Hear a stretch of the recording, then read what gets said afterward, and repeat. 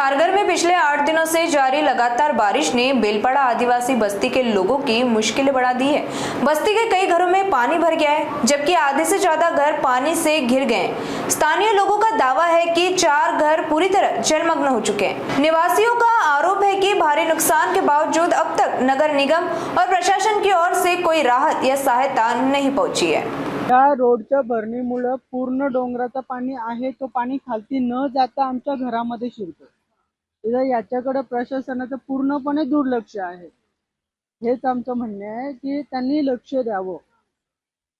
आमचं जे नुकसान झाले त्याची भरपाई द्यावी ही आमच्या प्रशासनाकडे विनंती आहे। पहिल्यांदाच झालंय। अजून अधिकारी तर कोणी बघायला आले नाही, कोणी फेरी मारायला सुद्धा आलं नाही, का कोणाचं नुकसान झाले का काय कोणी बघायला सुद्धा आलं नाही। अजून कोणतेच अधिकारी आला नाही।